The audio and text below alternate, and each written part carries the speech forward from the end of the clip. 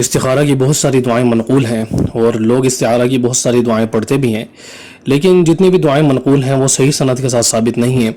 البتہ ایک جو دعا صحیح بخاری میں آئی ہے وہ صحیح سند کے ساتھ ثابت ہے، اور وہ دعا کچھ تفصیلی انداز میں ہے،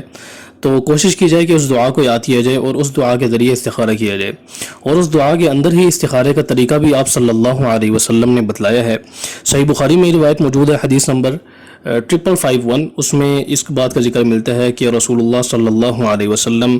ہم کو تمام کاموں میں استخارہ اس طرح اہتمام اور تاکید کے ساتھ سکھایا کرتے تھے جس طرح اہتمام اور تاکید کے ساتھ ہم کو قرآن مجید کی صورت سکھلایا کرتے تھے۔ آپ صلی اللہ علیہ وسلم فرمایا کرتے تھے کہ جب تم میں سے کوئی کام کرنا چاہے یا کوئی کام کسی کو کرنا ہو تو 2 رکعت فرضوں کے علاوہ یعنی نفل نماز ادا کرے، یعنی 2 رکعت اس طرح ادا کی جائے کہ انسان جو نفل نماز ادا کرتا ہے وہ اس غرض سے ادا کرے کہ یہ صلاۃ الاستخارہ یعنی استخارے کی نماز پڑھتا ہے، یہ صلاۃ الحاجت پڑھتا ہے، تو اس کے بعد پھر وہ دعا پڑھے جو آپ صلی اللہ علیہ وسلم نے بتلائی ہے، یعنی 2 رکعتیں پڑھنے کے بعد وہ دعا انسان پڑھے۔ وہ دعا کیا ہے؟ وہ دعا یہ ہے: اللہم انی استخیرک بعلمک واستقدرک بقدرتک واسألک من فضلک العظیم فإنک تقدر ولا اقدر وتعلم ولا اعلم وانت علام الغیوب اللہم ان كنت تعلم ان هذا الامر خیر لی فی دینی ومعاشی وعاقبت امری او قال عاجل امری وآجلہ فقدرہ لی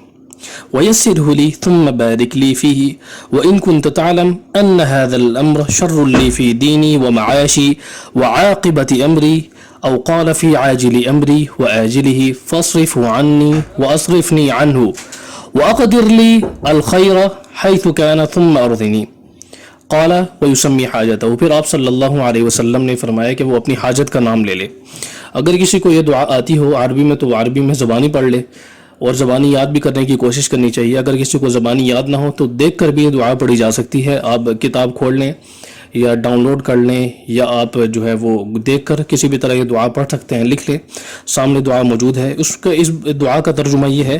کہ اے یا اللہ، میں آپ کے علم کے واسطے اور ذریعے سے آپ سے خیر چاہتا ہوں، اور میں آپ کی قدرت کے واسطے اور ذریعے سے آپ سے قدرت و طاقت چاہتا ہوں،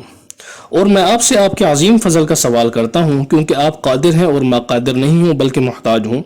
اور آپ علم رکھتے ہیں اور میں علم نہیں رکھتا، اور آپ علام الغیوب ہیں، یعنی غیب کا کلی اور پوری طرح علم رکھنے والے ہیں کہ کس چیز میں خیر ہے اور کس چیز میں خیر نہیں ہے۔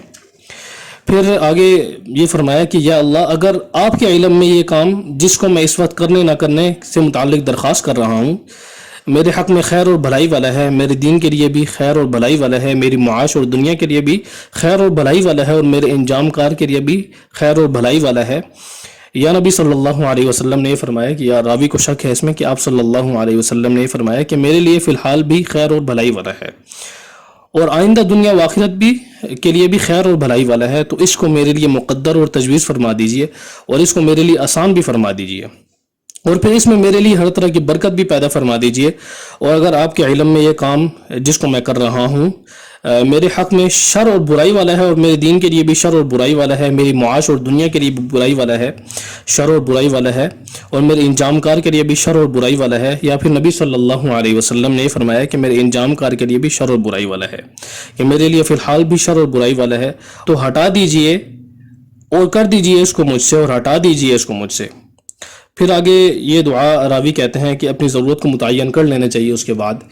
تو یہ دعا انسان کو پڑھنی چاہیے۔ اس کا ترجمہ بھی آپ پڑھ سکتے ہیں، اس کو عربی میں بھی پڑھ سکتے ہیں، اس کو دیکھ کر بھی پڑھ سکتے ہیں، جس طرح چاہیں پڑھیں، اور اس کے بعد پھر آپ جو ہے وہ جو بھی اپنی حاجت ہے وہ طلب کریں۔